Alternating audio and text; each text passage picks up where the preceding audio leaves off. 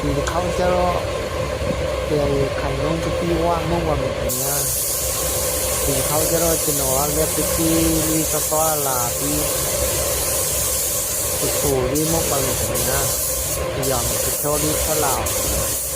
ဒီခေါက်ကျတော့တခါနေရစီမုံပါမယ်ခင်ဗျာဒီအခေါက်ကျတော့ဒါကျွန်တော်မုံလေးမုံဟန်ပါပဲခင်ဗျာတခြားလူကျတော့ကျွန်တော်လည်းသူ့မှတ်သူပါမယ်ခင်ဗျာဒီမုံရခါသေးยังมุกหันจะรอกว่าช้ำไม่ชี้ไปเนี่ยตรงอยู่ในชี้นี่มือชี้วันเนี่ยชี้เก้านี่เนาะมุกยะลอยวันเนี่ยชี้มันเก้าได้ค่ะด้วยมุกยะนี่เก็บไปชี้มันเก้าได้ค่ะจะรอชี้มุกได้ถึงก็ขนาดเนี่ย